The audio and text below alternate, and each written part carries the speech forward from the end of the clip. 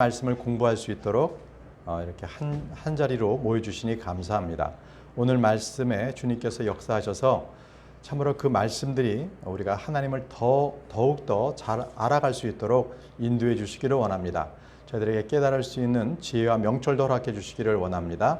온전히 주님께서 이 시간에 영광 받아 주시기를 원하며 살아계신 예수님의 이름으로 기도합니다. 아멘. 네. 성경 공부 오신 여러분들을 환영합니다. 자, 오늘은 하나님의 침묵에 대해서, 하나님의 침묵하시는 하나님에 대해서 우리가 배워보도록 하겠습니다. 인류가 가지고 있는 그 근원적인 질문이 있습니다. 그것은 이겁니다. 어떻게 해서 좀 사람이 의롭게 선한 일을 하는 사람이 살아가는 데 있어서 왜 그렇게 고통과 어려움이 많은가? 자비하신 하나님이라면 왜 침묵하시는가라는 것입니다. 왜 하나님께서는 그 어려움을 방치하고 계시는가? 애초부터 죄가 세상에 들어오지 않도록 하나님은 막으실 수 없었는가라는 것입니다. 그런데 말이죠, 이런 문제들은 타락한 본성을 가지고 있는 우리가 아무리 노력하고 아무리 찾으려고 해도 찾을 수가 없다라는 것입니다. 자, 바로 이러한 문제에 대해서, 이 문제에 대해서 욥기에서는 이 부분을 다루고 있습니다. 욥기는 지금으로부터 3800년 전에 기록된 성경으로 성경 중에서 가장 오래된 책입니다.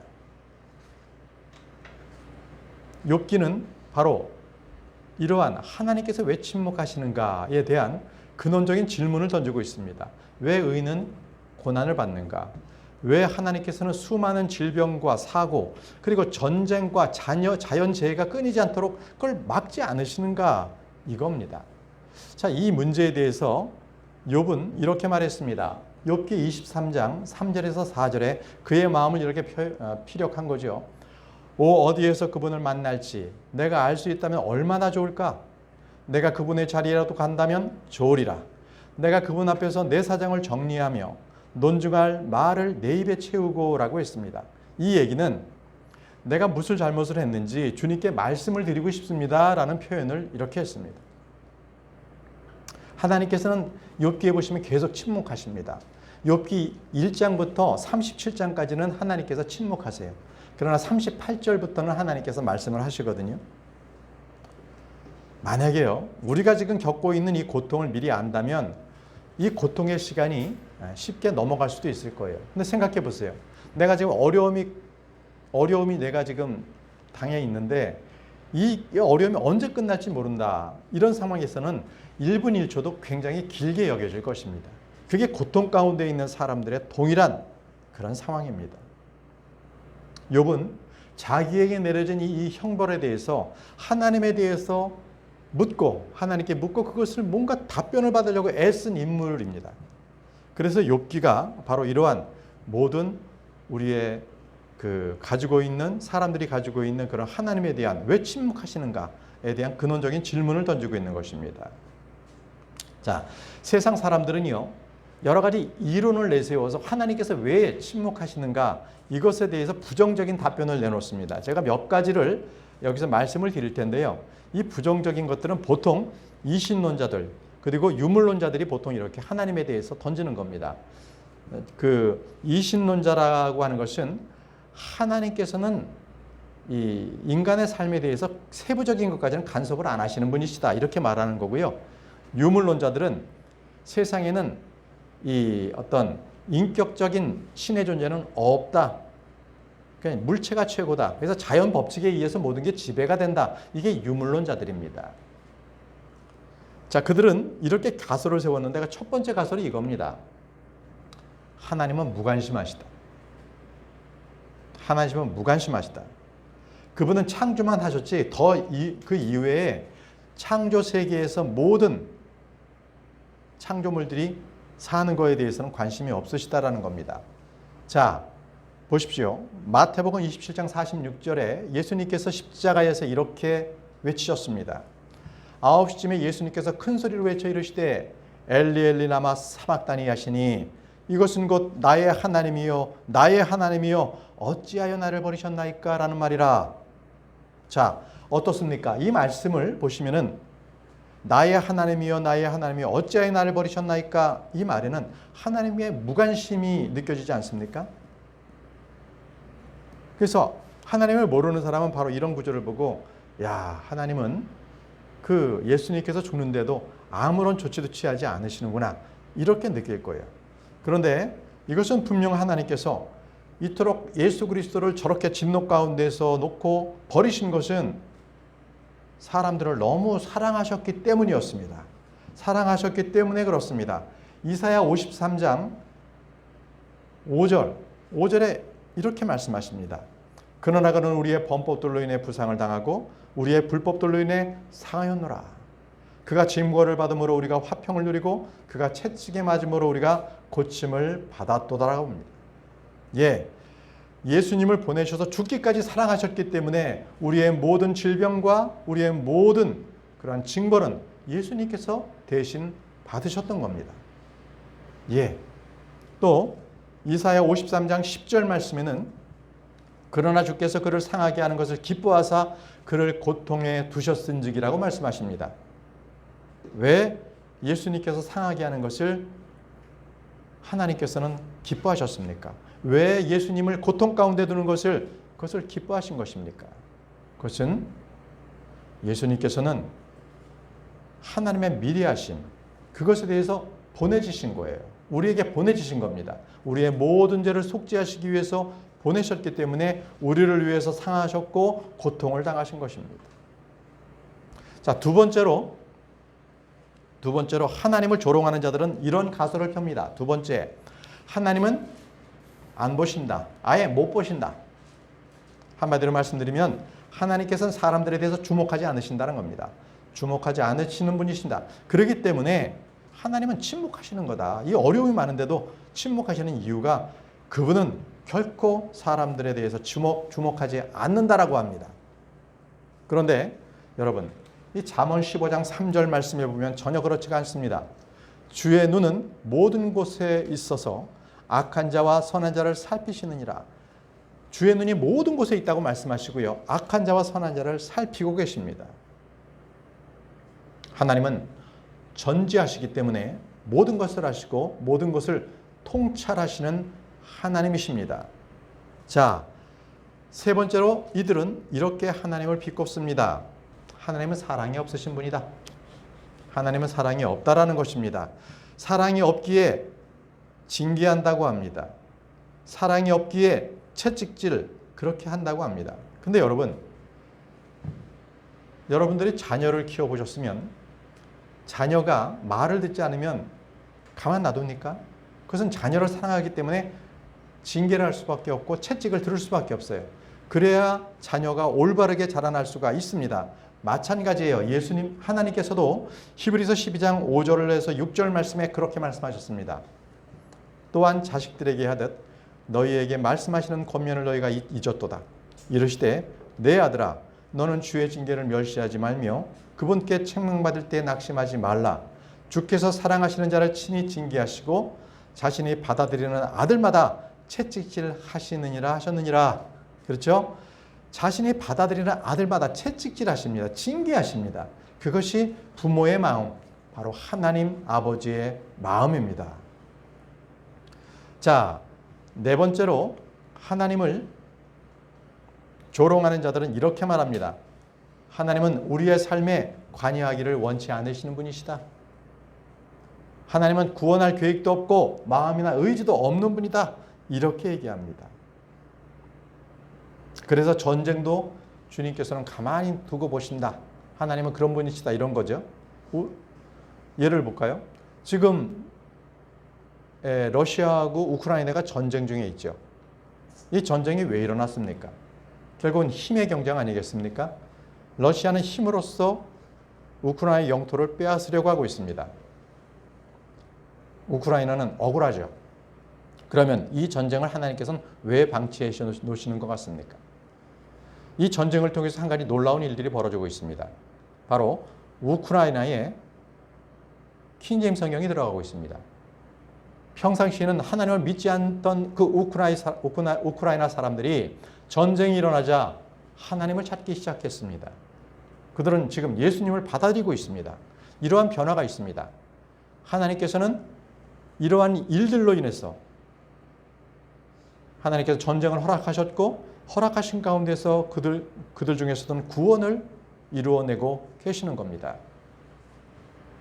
그래서 베드로후서 3장 9절 말씀에 주께서는 자신이 약속에 대해 어떤 사람이 더디다고 생각하는 것 같이 더디지 아니하시며 오직 우리를 향하여 오래 참으시사 아무도 멸망하지 아니하고 모두 회개에 이르기를 원하시느니라. 모두 회개에 이르기를 원하고 계십니다. 에스겔도 마찬가지예요. 에스겔에서도요. 에스겔 33장 11절에 주님께서는 이렇게 말씀하셨습니다. 그들에게 이르기를 주 하나님이 말하노라. 내가 살아있음을 두고 맹세하노니 사악한 자가 죽는 것을 내가 기뻐하지 아니하며 오히려 그 사악한 자가 자기 길에서 돌이켜 사는 것을 기뻐하노라고 했습니다. 그러니까 사악한 자가 아예 멸망당하는 것을 주님께서는 기뻐하지 않으십니다. 그가 돌이키는 것을 주님께서는 기뻐하시는 거예요. 오 이스라엘 집아, 너희는 돌이키라. 너희는 너희 악한 길에서 돌이키라. 너희가 어찌하여 죽고자 하느냐 하라. 이렇게 말씀하셨습니다. 하나님은 악한 자가 죽는 것을 결코 기뻐하지 않으십니다. 하나님은 사람들이 지옥에 가는 것을 원치 않으십니다. 그들이 돌이켜서 그들이 죄를 모두 회개하는 것을 원하십니다. 그래서 이 무신론자들은요, 하나님을 보고 이렇게 진노합니다. 보시죠. 왜 지옥을 하나님께서는 만드셨는가? 하나님은 왜 그 지옥에 사람들을 보내고 계시는가? 이렇게 무신론자들은 분노합니다. 왜냐하면 무신론자들은요, 기본적으로 자기의 의가 하나님의 의보다는 낫다. 하나님의 의를 대적하는 자들입니다. 그래서 자기가 노력하면 죄에 대한 모든 대가도 지불할 수 있을 것이라고 생각합니다. 즉, 이 무신론자들은요, 자기와 하나님을 동등하게 여기는 그러한 믿음을 가지고 있는 사람들입니다. 대단한 믿음이지 않습니까? 무신론자라는요, 우리보다 믿음이 더 좋습니다. 하나님은 안 계시다. 자기가 더 낫다. 이러한 이 죄인들의 어떤 그러한 진짜 가공할 만한 자기의 의를 높이 세우는 그 믿음이 있습니다. 근데 우리는 이들에게 말이죠. 지옥이 그들에게 왜 지옥을 만들었냐고, 지옥이 끔찍하며 왜 그것을 사람을 보내느냐라고 한다면 우리는 이렇게 말해야 합니다. 그 지옥보다 바로 우리의 죄가 더 심각하다. 우리의 죄가 더 심각하기 때문에 그것을 우리는 빨리 회개해야 한다. 이것을 알려줘야 합니다. 사람들은요, 자기가 좀 의롭다라는 사람들은 예수님을 영접하기가 참 극히 어렵습니다. 자기가 나름대로 하나님보다는 의롭다라는 그런 생각이 갖고 있기 때문에 그렇습니다. 그랬을 때 우리는 꼭 그 죄에 대한 범죄, 인간 안에서는 결코 선함이 없음을 알려줘야 되고 그 죄가 끔찍하기 때문에 그래서 지옥보다는 내가 지금 이루고 있는 이 죄가 그건 끔찍해서 이 지옥은 사람을 보내는 장소가 아니다. 결코 사람은 지옥에 갈 존재가 아니었다라는 것을 알려줘야 합니다. 그럼 지옥은 어떤 장소입니까? 마태복음 25장 41절에 그때 그가 왼편에 있는 자에게도 이르시되 저주를 받은 자들아 너희는 내게서 떠나 마귀와 그의 천사들을 위하여 예비된 영존하는 불에 들어가라. 자, 이 영존하는 불이 지옥입니다. 거기에 마귀와 그의 천사들을 위하여 예비된 곳입니다. 결국은 지옥은 본래 사람이 가야 할 장소는 아니었습니다. 마귀와 그의 천사들을 위해서, 죄 지은 천사들을 위해서 만들어진 장소입니다. 그래서 사람은 선택해야 합니다. 하나님을 선택할 것인가? 아니면 거절할 것인가? 그들은 하나님을 거절할 때 그들은 마귀와 그의 천사들을 위해 예비된 지옥으로 가게 되는 겁니다. 그래서 여러분, 우리는요, 언제든지 우리의 삶의 터전에서, 우리의 그 현장에서 복음이 전달돼야 합니다. 그래서 이것을 실천신학이라 합니다. 실천신학. 내가 있는 그 자리에서, 복음이 전해지는 그 자리에서 하나님의 말씀이 선포돼야 된다는 것입니다. 그래서 그 자리에서 사람들이 하나님에 대해서 물으면 그들에게 성경적으로 대답을 해야 합니다. 우리는 복음을 전하는 그 길거리에서 무신론자들, 그들과 만나 얘기할 때 그들이 말하면 그들이 질문하면 우리는 대답해야 합니다. 무엇으로? 성경으로 대답할 수 있도록 우리는 준비를 해야 되는 겁니다. 우리는 성경 말씀으로 완벽하게 우리가 설 수 있도록 해야 합니다. 자, 우리가 그들이 물으면 성경으로 대답해야 하는데 바로 베드로전서 3장 15절의 말씀이 있습니다. 베드로전서 3장 15절에 오직 너희 마음속에서 주 하나님을 거룩히 구별하고 너희에게 너희 속에 있는 소망의 이유를 묻는 모든 사람에게 온유함과 두려움으로 대답할 것을 항상 예비하며 라고 했습니다. 자, 이게 무슨 말씀이십니까? 사람들은 아니 당신은 교회 다니면서 사람이 달라졌네요. 변화가 됐어요. 아니 당신 안에는 뭐가 있어요? 왜 이렇게 변화가 된 겁니까? 이렇게 물었을 때 우리는 그들에게 항상 온유함과 두려움으로 대답해야 돼요. 무엇으로? 성경 말씀으로 그들에게 대답해서 복음을 전해야 합니다. 그렇게 베드로전서 3장 15절에는 바로 그것을 항상 예비하라는 겁니다. 대답할 것을 예비하라. 그것이 기록된 말씀의 목적인 겁니다. 자, 그러면 이제 하나님의 침묵에 대해서 왜 하나님은 침묵하시는가 이것에 대해서 성경적인 답변을 우리가 공부해 보도록 하겠습니다. 하나님의 침묵, 그것은 우리가 어떻게 설명해야 하는가? 첫 번째 하나님의 침묵에 대해서는 상식적으로 답하십시오. 상식적으로. 사람이 심는 대로 거둔다는 것입니다. 사람이 죄에 대해서 무관심하게 되면 그는 죄를 지을 수밖에 없는 거예요. 사람이 그런 존재입니다. 사람이 죄 가운데 있으면 죄에 물듭니다. 자기 양심도 화인 맞아요. 인도로 지진 것과 같이 무뎌집니다. 죄를 한 번 짓고 두 번 짓고 세 번 지어보십시오. 바늘도둑이 소도둑된다고만 하지 않습니까? 갈라디아서 6장 7절 말씀에 속지 말라. 하나님은 조롱당하지 아니하시나니 사람이 무엇이든지 심든지 또한 그것을 거두리라. 사람이 심는 대로 거둡니다. 예. 사람은요, 죄에 대해서 무관심하기 때문에 살다 보면 죄를 지을 수 있지 뭐, 이렇게 생각할 수 있습니다. 그것은 그 죄로 인해서 바로 죄의 열매를 그들이 걷습니다. 죄의 열매가 뭡니까? 결국은 죄를 쫓아다니다 보면 자기 마음의 실패와 좌절과 실족하고 그래서 결국은 자기 몸을 상하게 돼요. 생각해 보십시오.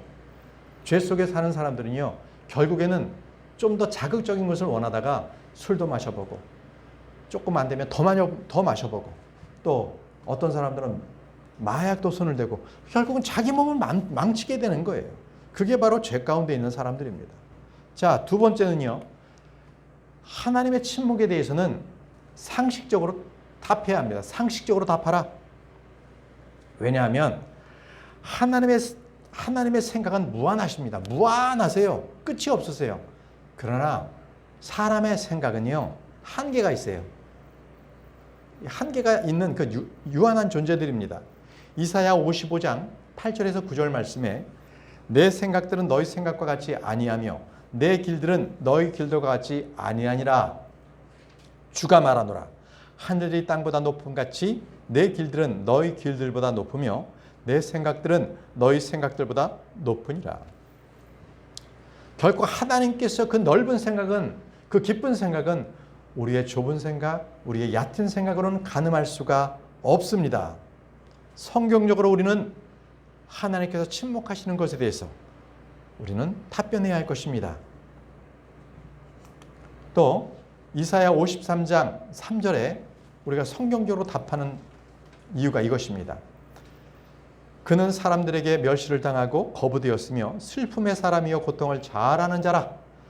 우리는 그를 피하는 것 같이 우리의 얼굴을 감추었으며 그는 멸시를 당하였고 우리는 그를 귀히 여기지 아니하였도다. 자, 보십시오. 예수 그리스도께서는 슬픔의 사람입니다. 고통을 잘 아는 분이세요. 그게 예수님이십니다. 그런데 예수님도 이랬는데 하물며 우리는 이런 고통이나 슬픔에서 제외될 수가 없습니다. 우리도 똑같이 이 세상에서 고통과 고난을 당하게 돼 있어요. 왜? 이 세상은 악한 세상입니다. 마귀가 통치하는 세상입니다. 거기서 믿는 자들이 호요식하고 잘 살 수가 없는 게 이 세상입니다. 자, 제가 이런 얘기를 한 토막 들려드리겠습니다. 예전에 그 무성 영화가 있었죠. 무성 영화. 그때는 이제 말이 안 나오는 영화입니다. 그죠?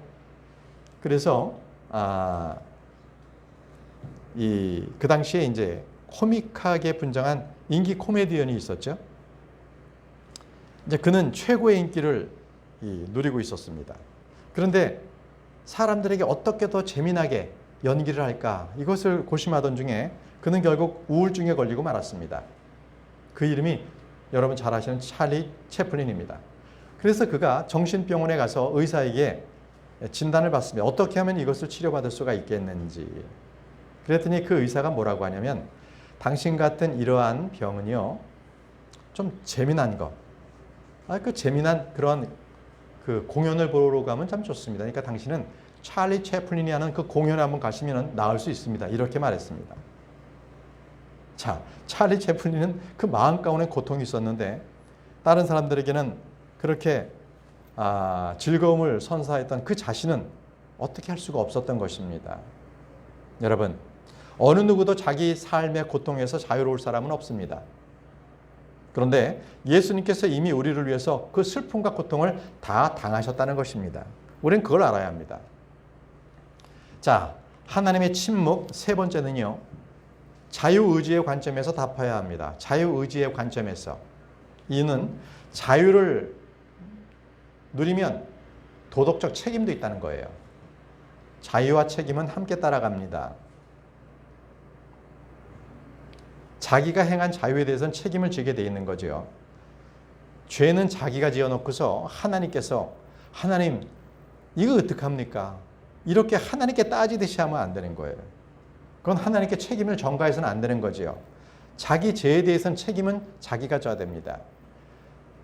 다윗이 어땠습니까? 밧세바와 를 범함으로 그는 아들이 하나가 생겼습니다. 그렇죠? 그리고 그는 자기가 행한 그 죄로 인해서 똑같이 그는 책임을 받았어야 했어요. 어떻게 됐습니까? 그 아들 압살롬이 대낮에 옥상에 천막을 치고 다윗의 첩들과 누웠지 않습니까? 그러한 아주 진짜 말에 담기도 싫은 그러한 일들을 당했습니다. 책임을 당할 수밖에 없는 거예요. 그래서 주님께서는 말씀하십니다. 갈라디아서 6장 7절 말씀에 속지 말라. 하나님은 조롱당하지 아니하시니 사람이 무엇을 심든지 또한 그것을 거두리라. 자기가 뿌린 씨앗은 자기가 거둘 준비를 해야 되는 겁니다. 자, 네 번째는요. 하나님께서 침묵하시는 네 번째에 대한 우리 답변. 질투라는 관점에서 답을 해야 됩니다. 질투. 출애굽기 20장 5절 말씀에 그들에게 절하지 말고 그들을 섬기지 말라. 나 곧 주 내 하나님은 무슨 하나님? 질투하는 하나님이시니라. 질투하는 하나님이십니다. 나는 나를 미워하는 자들에게는 아버지들의 불법을 자손들에게 벌하여 3, 4대까지 이르게 하거니와 라고 말씀하셨습니다. 하나님은요. 성도가 하나님 앞에 온전히 매달리기를 원하세요. 더 가까이 오기를 원하시는 거예요. 그래서 하나님께서는 그분의 백성들이 그 백성들의 관심도 받기를 원하시고 또 그들의 사랑을 원하시는 분이 하나님이십니다. 보십시오. 요한복음 3장 16절에 하나님께서 세상을 이처럼 사랑하사 자신의 독생자를 주셨으니 이것은 누구든지 그를 믿는 자는 멸망하지 않고 영존하는 생명을 얻게 하려 하심이라라고 말씀하셨습니다. 하나님께서 세상을 위해서 사랑하셔서 자신의 아들을 주셨습니다.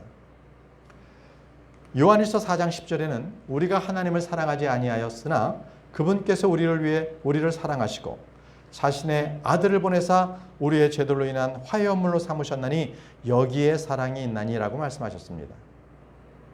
여러분, 이토록 하나님께서는 자신의 아들을 주셨고 우리를 사랑하셔서 우리의 죄들을 그 아들을 통해서 다 화해 헌물이 되게 하셔서 우리 사랑을 주셨어요. 그러면 그 사랑은 동일하게 하나님께서도 우리로 하여금 사랑을 받기를 원하십니다.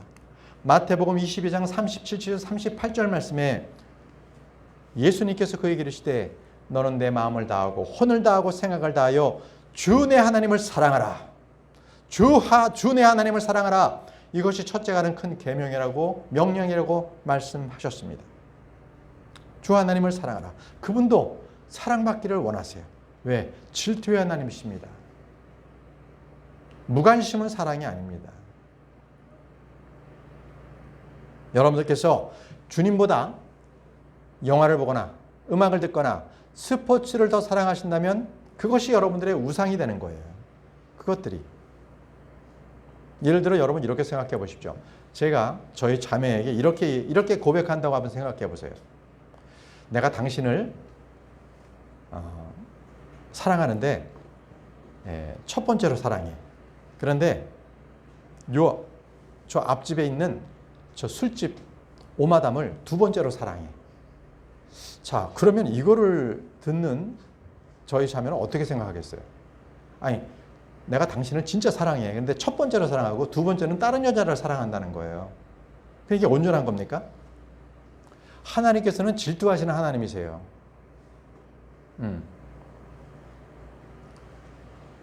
결코 하나님께서는 하나님 외에 다른 무엇인가를 섬기는 것을 원치 않으세요.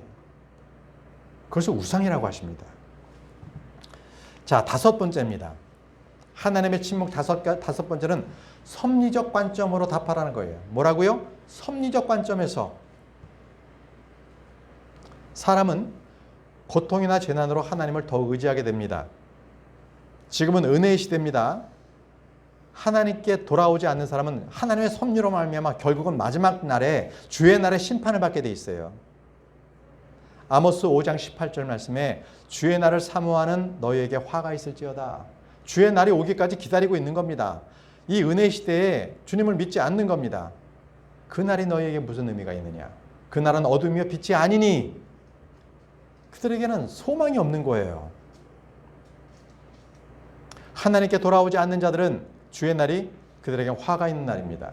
이게 하나님의 섭리입니다. 지금 이 은혜 시대에 구원을 받아야 합니다. 구원받지 못한 사람들은 심판받습니다. 자, 전도서 8장 11절 말씀에 악한 일에 대한 판결이 신속히 집행되지 아니하므로 그런 까닭에 사람들의 아들의 마음이 악을 행하려고 그들의 속에서 완전히 고정되었도다. 하나님의 심판이 이루어지지 아니하니까 사람들이 심판이 없는 줄 알고 아예 악을 행하려고 그들의 마음속에 아예 굳건하게 아예 그냥 기초를 놨어요. 그냥 완전히 고정되었다고 지금 말씀하고 있습니다. 그러나 하나님은 끝까지 침묵하지 않으십니다. 여러분도 아시다시피 희망자 심판에서 하나님은 저와 여러분들과 쇠물하실 거예요. 아니죠. 믿지 않는 자들하고 쇠물합니다. 저희는 그리스도의 심판석에서 보상과 상급에 대해서 보고하게 돼 있고 희망자 심판에서는 믿지 않는 자들에게 그들이 왜 예수 그리스도를 믿지 않았는지 그들과 쇠물하게 될 것입니다. 그리고 그들 모두는 다 불옷으로 넘겨지게 될 것입니다. 자, 하나님의 침묵 여섯 번째, 우리는 믿음의 관점으로 말을 해야 됩니다.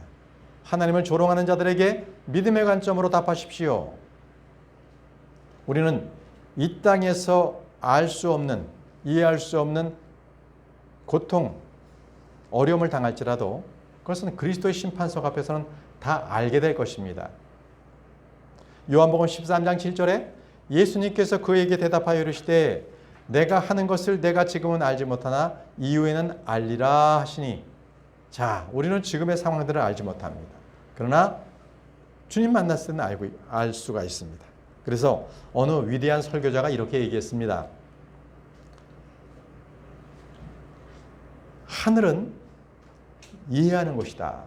이해를 하는 곳이다. 그러나 땅은 있는 일들에 대해서 신뢰하는 곳이다. 땅에서는 일어나는 일에 대해서 우리가 이해할 수는 없지만 그냥 그것을 신뢰하고 주님을 의지한다면 저 하늘에서 그것을 다 이해하게 되는 거. 아, 그랬구나. 그래서 땅에서 이런 일이 있었구나 하는 것을 우리는 이해할 수 있다는 것입니다. 베드로전서 1장 7절 말씀에 우리는 분명히 우리의 모든 고통과 고난이 이 땅에서 이러한 일들이 주님 앞에서는 칭찬과 존귀와 영광으로 드러난다고 말씀하십니다. 베드로전서 1장 7절 이것은 너희 믿음의 단련이 불로 단련해도 없어지는 금을 단련하는 것보다 훨씬 더 귀하여 예수 그리스도께서 나타나실 때에 칭찬과 존귀와 영광으로 드러나게 하려 함이라. 이렇게 말씀하셨습니다. 칭찬과 존귀와 영광으로 드러나게 하려 한다고 말씀하십니다. 이것이 바로 우리가 믿음으로써 취해야 될 왜 하나님께서는 지금 이 시간에 침묵하시는가 이것을 묻는 사람들에게 답변해야 될 답변입니다. 자, 이제 마지막으로 일곱 번째 하나님의 침묵에 대해서는 신비로운 사역의 관점에서 답을 하십시오. 신비로운 사역의 관점.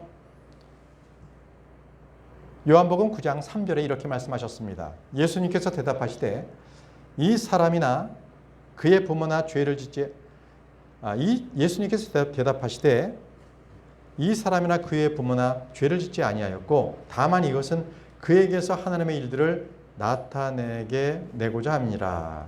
자, 이것은 날 때부터 소경된 사람에게 사람들이 물었을 때 하나님께서 예수님께서 답변하신 것입니다. 이것은 그에게서 하나님의 일들을 나타내고자 함이니라. 자, 이 말씀에 의하면 지금 우리가 알 수 없이 당하는 이 시험과 고난, 이 환난이 있다면 이것은 우리의 죄 때문이 아니라는 거예요. 그것은 하나님의 약속은 참되시고 또 그 은혜가 우리에게 족하기 때문에 이 시련을 통해서 그분의 거룩함, 이것에 참여하게 된다. 이것을 우리에게 알려주시는 거예요. 결국은 하나님의 일을 드러내기 위해서 이런 고통이 있다는 것입니다. 이것을 바로 날 때부터 소경된 사람이 그의 죄가 아니고 그의 부모가 아니고 하나님의 관점에서 신비의 사역으로 답변할 수 있던 것이었습니다. 여러분, 지금 어려움이 닥쳐 있다면 그것은 내가 의롭기 때문에 어려움을 당한다면 그것은 이제 내가 하나님의 그 거룩함에 그 영광스러움에 참여하기 때문에 받는 고난이므로 우리는 그것을 기뻐하십시오. 제자들이 주의 말씀을 전하다가 옥에 갇혔을 때 그들은 기쁨으로 찬양도 했고요. 그들은 기쁨으로 기도했습니다. 아, 나도 예수 그리스도와 함께 고난을 당하는 자들이 되었구나. 이것입니다. 오늘 저와 여러분도 믿지 않는 자들이 왜 하나님이 침묵하시는가라고 묻는다면 우리는 이 7가지 관점에서 하나님은 살아계시다. 하나님께서는 우리를 위해서 그래서 더디 인내하고 계시다. 그러나 꼭 심판의 날은 온다. 이 말씀을 전해주시기 바랍니다. 기도하겠습니다. 전능자 하나님 아버지, 참으로 은혜를 감사합니다. 믿지 않는 자들이 하나님을 조롱하고 비웃을지라도 그것은 우리가 성경 말씀을 통하여 답변할 수 있도록 주님 저희를 무장시켜 주옵소서.